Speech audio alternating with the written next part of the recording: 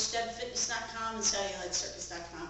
I just got back from a little bike ride, and the last thing we all feel like doing when we're done exercising is stretching. But really, it is a must-do, and I blow it off too. I don't do it as much as I should either. But today I'm going to go through 2 must-do stretches with self-myofascial release with the foam roller.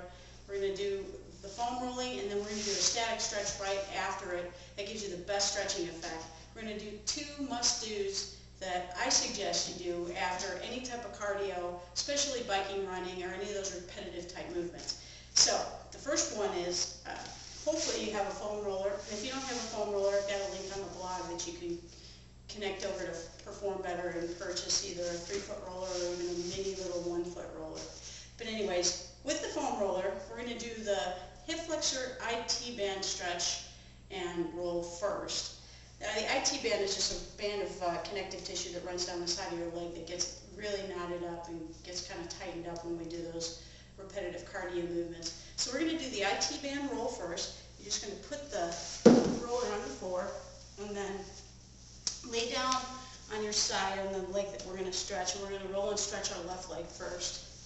So I'm going to straighten out the bottom leg all the way, bend my top knee about a 90-degree angle, and you're going to regulate the pressure on the roller with your arms, because it's going to really hurt. If you've never done this before, it's going to hurt like crazy. So you want to be kind of gentle with it. Put the roller right on the meat of the side of your leg and find a tender spot, which shouldn't be hard. And then you're going to hold it there for about 20 seconds or so. What this is going to do is put pressure on something at the cellular level called the GTO, or the Golgi tendon organ. And basically what that little mechanism does, it's a pressure receptor that's going to tell the muscle fibers to relax, or tell the length tension receptors to relax and let go, so you get a better stretching effect when you do the static stretch afterwards.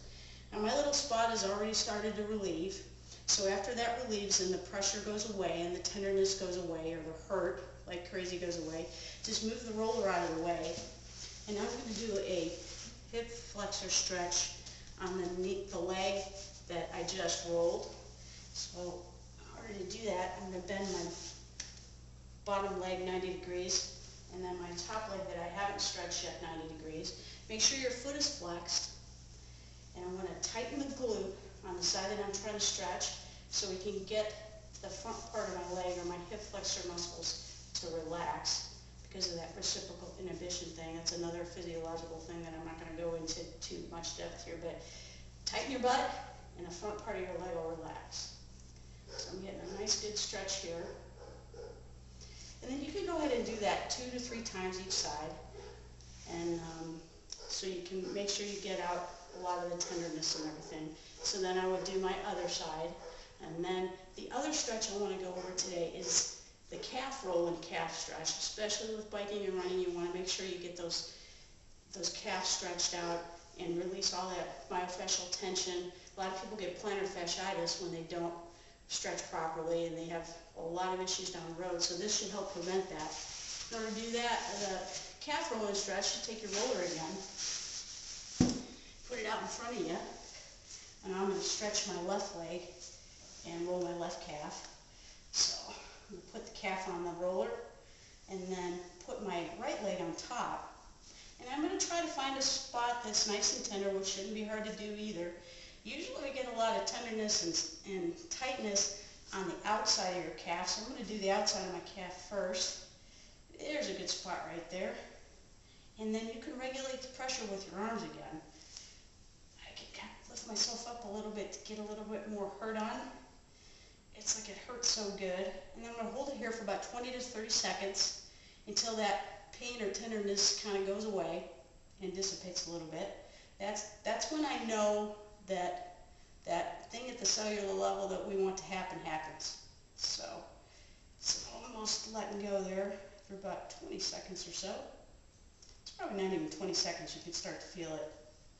And then after that pain and tenderness kind of goes away, I'm holding it in one spot. Now this is one way to do the self-myofascial release. There are many other different methods, but this is one way that I like to do it to get it in quick and get it done quick. So we're all trying to save time, right? Okay, so I'm going to get up and I'm going to stretch this left calf. Move my roller out of the way. Stand up. Now normally, if you want to get a really, really good stretch, you can hold on to a countertop or a wall. What I'm going to do today, I'm going to stretch this left side. So I'm going to put my right leg forward, my left leg back. And I'm going to do the first stretch with a straight leg to get the gastrocnemius, which is the muscle in the lower leg that crosses the knee joint. And when we're doing this stretch for the back leg, we want to be sure that your heel is in a nice straight line with your foot. A lot of us are really, really tight in our calves, and you might see something like this, where the inside of your heel kind of goes in. Try to be sure that your heel is nice and even and straight with your foot, and just really drive that heel into the ground with a nice straight leg.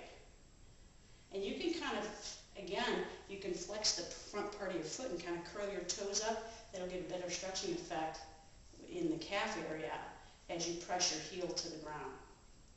Then after about 20 seconds or so with your legs straight, you want to go ahead and bend your knee just a little bit to get that muscle underneath the gastrocnemius, or the muscle in the lower leg that doesn't cross the knee joint. Bend that knee just a little bit, and then press your heel into the ground again, and you should feel the stretch kind of down by your Achilles tendon a little bit. So get that one stretched out, and then that's it. Just those two basic stretches. If you can do 2 to 3 each leg, you'll save yourself a lot of problems. You'll loosen up your hip flexors, alleviate any low back pain you might be developing, and you'll also save your feet and alleviate all that fascial pressure on the bottom of your feet. Well, thanks again for joining us. Hope you got something out of it. This is Deb Freilich from CoachDebFitness.com and CellulateCircus.com.